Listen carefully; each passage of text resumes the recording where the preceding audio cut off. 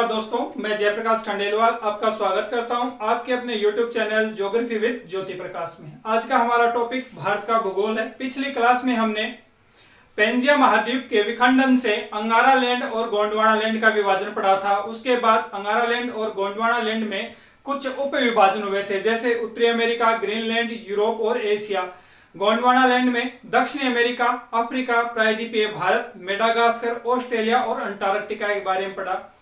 फिर हमने महाद्वीप और महासागर पढ़े। उसके बाद हमने भारत पे चर्चा की, भारत का नामकरण कैसे हुआ, यह सब पढ़ा। आज हम उसे आगे का पढ़ते। ये हमारा भारत है, आप मैप देख रहे हो बोर्ड पे, ये भारत का मैप है। सबसे पहले इसके क्षेत्रफल की बात करें तो इसका क्षेत्रफल 32,87,263 वर्ग किलोमीटर है।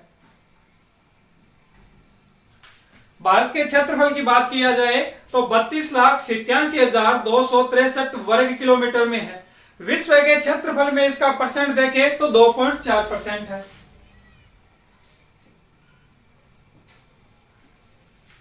विश्व के कुल क्षेत्रफल में भारत का अगर प्रतिशत देखा जाए तो 2.4% क्षेत्रफल है। इस पर कई बार प्रश्न पूछे गए हैं। इसके बाद हम बात करते हैं विस्तार कि भारत की जो लंबाई कितनी है या फिर चौड़ाई कितनी है, इसका विस्तार क्या है, यह देखा जाए। सबसे पहले भारत के लंबाई की बात करें तो भारत की लंबाई है 3214 किलोमीटर।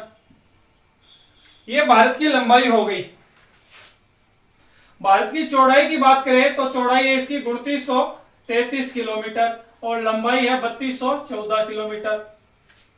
भारत की लंबाई 3214 किलोमीटर और चौड़ाई 2933 किलोमीटर है। अब इसका अक्षांशीय और देशांतरीय विस्तार के बारे में चर्चा करते हैं कि इसका अक्षांशीय विस्तार कितना है और देशांतरीय विस्तार कितना है।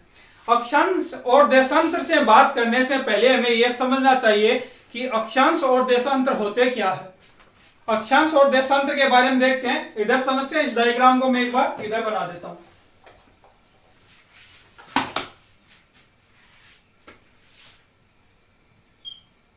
इसकी लंबाई देखी जाए तो 3214 किलोमीटर, ऊपर जगह कम थी तो मैं यहां लिख रहा हूं, चौड़ाई 2933। अक्षांश और देशांतर से जानने से पहले हमें यह समझना चाहिए होता क्या है। जैसे ये हमारा ग्लोब है, ग्लोब पर कुछ आड़ी और खड़ी लाइनें होती हैं, उन्हें आज समझते हैं हम क्या होता है। ग्लोब के बीचों बीच एकदम सेंटर से एक रेखा गुजरती है जो 0 डिग्री पर है, जिसे हम भूमध्य रेखा कहते हैं। यह 0 डिग्री होती है, भूमध्य रेखा। इससे ऊपर 23.5 पर देखा जाए तो यह हमारी कर्क रेखा है। यह ऊपर बिल्कुल पॉइंट स्वरूप 90 डिग्री यानी उत्तरी ध्रुव है। इधर देखा जाए तो यह दक्षिणी ध्रुव है।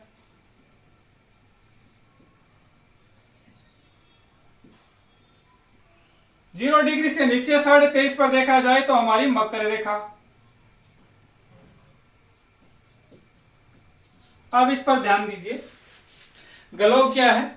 पूरे पृथ्वी का, पूरे विश्व का एक गोलाकार वस्तु पर उसका मानचित्रण कर दिया जाए तो उसे हम ग्लोब बोलते हैं।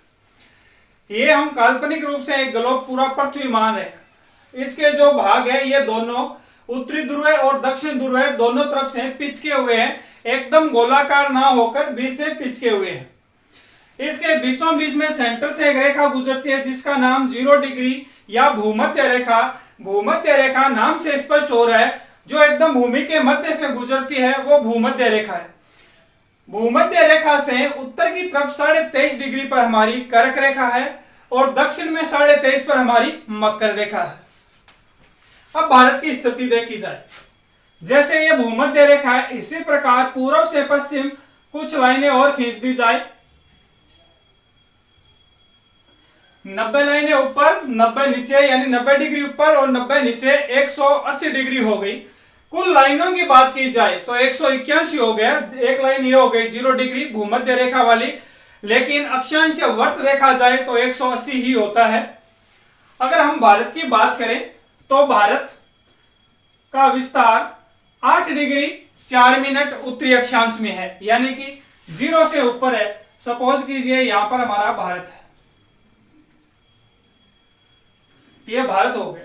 इससे देखने से एक चीज स्पष्ट होती है कि भारत ग्लोब में अगर इसकी स्थिति देखी जाए तो उत्तरी गोलार्ध में, यानी इसको पूरा एक गोला मान लिया जाए और गोले के दो भाग हो गए, एक गोला उत्तर का, एक गोला दक्षिण का, यानी गोले का अर्ध भाग गोलार्ध। तो भारत उत्तरी गोलार्ध में यानी उत्तर के अर्ध गोले में है, और देशांतर में देखा जाए तो फिर ये पूर्व साइड में है। इसलिए भारत की स्थिति ग्लोब में देखी जाए तो उत्तर पूर्व में है,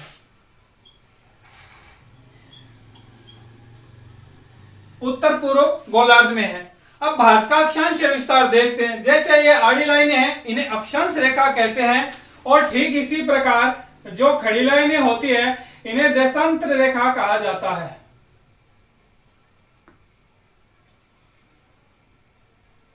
जो खड़ी लाइन है वो देशांतर रेखाएं हैं और जो आड़ी लाइन है वो अक्षांश है। भारत का अक्षांशीय विस्तार देखा जाए, ये मुख्य भूमि है भारत की 8 डिग्री 4 मिनट से 37 डिग्री 6 मिनट तक इसका अक्षांशीय विस्तार है।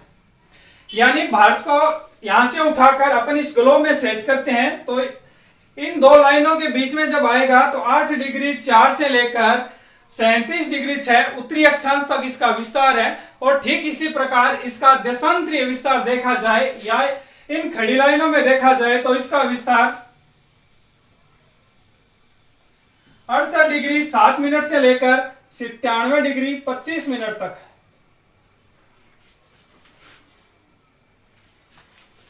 देशांतरीय विस्तार देखा जाए तो 68 डिग्री 7 मिनट से लेकर 97 डिग्री 25 मिनट तक है।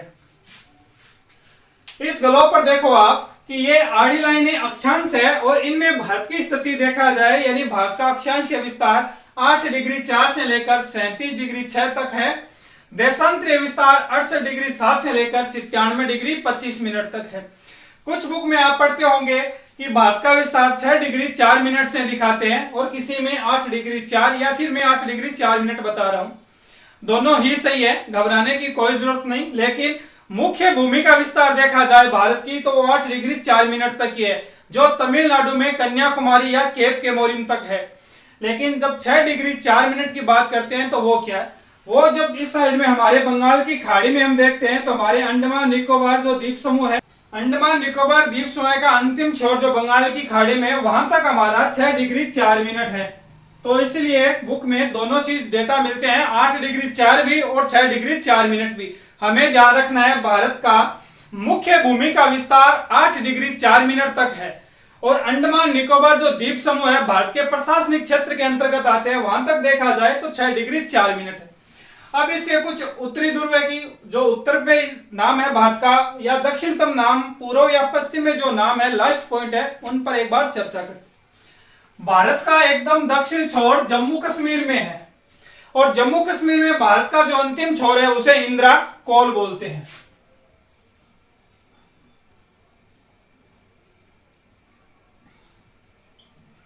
भारत का दक्षिणतम छोर जम्मू कश्मीर में है और इस दक्षिणतम छोर का अंतिम किनारा जिसे इंदिरा कोल बोलते हैं।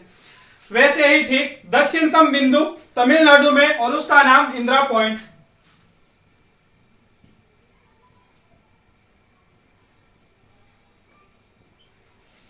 दक्षिणतम बिंदु का नाम इंदिरा पॉइंट, जिसका नाम पहले पिगमेलियन पॉइंट था, वर्तमान में इंदिरा पॉइंट है। उत्तर का जो भाग है उसे इंदिरा कोल भाग है और इधर पश्चिम में गुजरात की तरफ देखें, इसका अंतिम छोर गुजरात में गोहर होता है। कहीं गोहर मोता मिलेगा, कहीं गोहर माता मिलेगा। और अरुणाचल प्रदेश का जो अंतिम छोर है उसका नाम किबुथु है।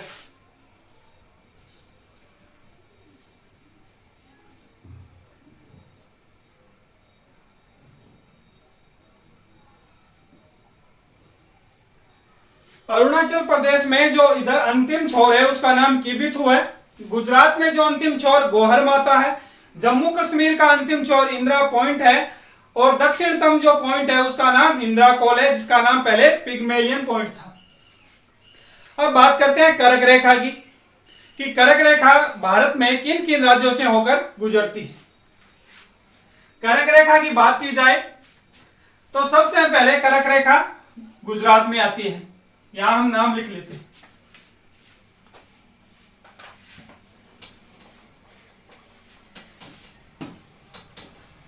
कर्क रेखा का हम नाम लिखे, किन किन राज्यों से गुजरती है, तो सबसे पहले आता है गुजरात। गुजरात के बाद राजस्थान, फिर मध्य प्रदेश,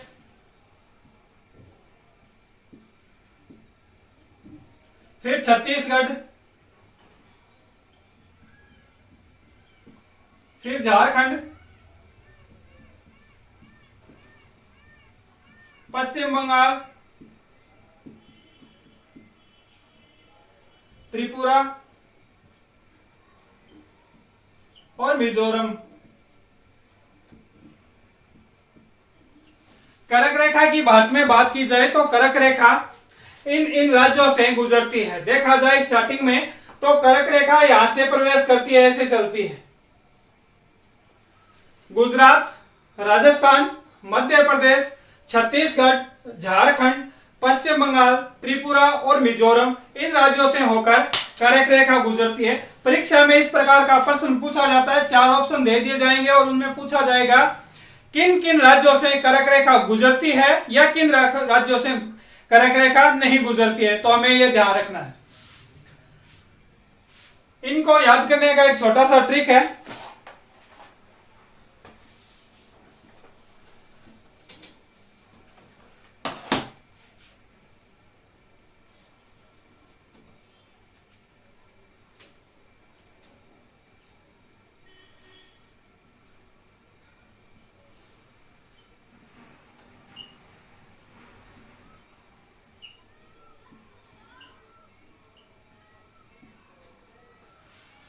ट्रिक है, गरम सिजे पति मिले।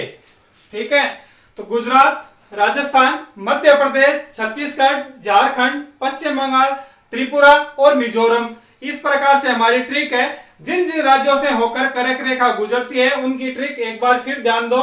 गरम सिजे पति मिले। ठीक है, पति वैसे ही गर्म ही सिजे हुए मिलते हैं, ठंड कहां पर है, तो फिर भी इन्हें देखना है अपने परीक्षा की दृष्टि से बहुत ज्यादा उपयोगी। ग से हो गए गुजरात, र से राजस्थान, म से मध्य प्रदेश, सी से छत्तीसगढ़, ज से झारखंड, प से पश्चिम बंगाल, ती से त्रिपुरा और मिले से मिजोरम हो गया। हाँ दोस्तों, हमने कर्क रेखा के बारे में पढ़ा, इसका विस्तार पढ़ा। अब हम इसके मानक समय रेखा की बात करते हैं। भारत का जो मानक समय रेखा है वो 82.5 डिग्री पूर्वी देशांतर को लिया गया। जो ग्रीनविच समय रेखा है, जो ग्रीनविच रेखा है हमारी, लंदन के ग्रीनविच शहर से निकलती है, उस रेखा से हम 5.5 घंटे आगे हैं। अब बात यह बचती है कि भाई इतना लंबा चौड़ा क्षेत्रफल में भारत है और पूरे भारत में समय का सेट कैसे किया जाए, समय निर्धारण कैसे किया जाए। इस चीज की जब समस्या हमारे विद्वानों के सामने आई, जो जियोग्राफर्स थे उनके सामने आई, या जो क्रोनोलॉजी से जुड़े थे समय कैलकुलेशन करने में, तो उन लोगों ने एक आइडिया डिसाइड किया कि भाई इधर 68 डिग्री 7 मिनट तक विस्तार है देशांतरीय और इधर 97-25 तक। ऐसा क्या एक आइडियल समय लिया जाए जिनसे किसी को दिक्कत ना हो, ना गुजरात वालों को ना अरुणाचल प्रदेश वालों को। इस चीज से समाधान पाने के लिए उन्होंने एक आइडिया किया, इन दोनों को जोड़ दिया गया, 68 डिग्री 7 मिनट को और 97 डिग्री 25 मिनट, इन दोनों को जोड़कर 2 का भाग लगाया, यानी एवरेज समय आ गया जो पूरे भारत के लिए होगा। और वो एवरेज समय आया 82.5 डिग्री।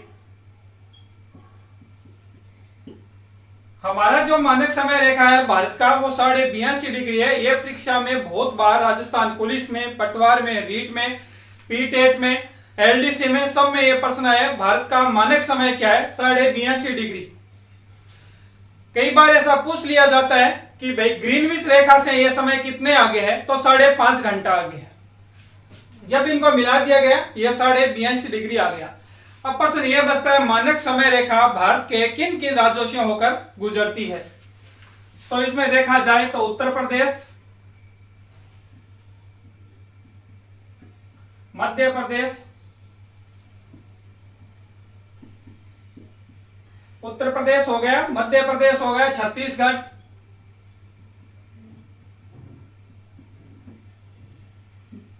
छत्तीसगढ़ के बाद उड़ीसा और आंध्र प्रदेश। इन 5 राज्यों से होकर मानक समय रेखा गुजरती है। उत्तर प्रदेश, मध्य प्रदेश, छत्तीसगढ़, छत्तीसगढ़ के बाद उड़ीसा और आंध्र प्रदेश, इन 5 राज्यों से होकर हमारी मानक समय रेखा गुजरती है। तो इस प्रकार आज हमने भारत का क्षेत्रफल देखा, इसका अक्षांशीय और देशांतरीय विस्तार देखा, भारत की ग्लोब पर स्थिति देखी, उसके बाद हमने कर्क रेखा का अध्ययन किया, कर्क रेखा किन किन राज्यों से गुजरती है और उन्हें याद करने के लिए हमने एक शॉर्ट स्वीट सी ट्रिक भी देखी। उसके बाद हमने मानक समय रेखा निर्धारण किस प्रकार किया गया वो देखा। मानक समय रेखा भारत के किन किन राज्यों से होकर गुजरती है, 5 राज्यों से होकर गुजरती है, आज हमने उसका भी अध्ययन किया। नेक्स्ट क्लास में हम इसके बारे में और विस्तृत जानकारी करेंगे। हाँ, एक छोटी सी बात और बता दूं, अक्षांश पर ये जो ग्लोब पर रेखाएं खींची गई है, कुछ आड़ी और कुछ खड़ी, जो खड़ी रेखाएं हैं इन्हें देशांतर कहते हैं। देशांतर, तो इनका यूज क्या है, फिर खींची क्यों गई? ये काल्पनिक रेखा है। देशांतर रेखाएं हमेशा और हमेशा समय निर्धारण के काम आती है। जैसे हमने भारत में निर्धारण कर लिया, वैसे यूपी में, एमपी में, हर जगह इसी प्रकार होता है। लंदन हो, ब्रिटेन हो, कहीं भी हो, देशांतर रेखाओं से समय का निर्धारण होता है। और जो अक्षांश रेखाएं, जो आड़ी है, अक्षांश रेखाएं, अक्षांश रेखाओं से हमेशा और हमेशा जलवायु कटिबंध का निर्धारण होता है। अक्षांश रेखाओं से जलवायु कटिबंध पेटियों का निर्धारण और देशांतर रेखाओं से समय का निर्धारण होता है। और इंग्लिश में जो ये लंबी लंबी लाइनें, खड़ी लाइन है, देशांतर, उन्हें लॉन्गिट्यूड कहते हैं। एकदम लॉन्ग लॉन्ग है ना, लंबी लंबी, और जो लेटी हुई है उन्हें लेटीट्यूड कहा जाता है। इस प्रकार ध्यान रखना है। धन्यवाद।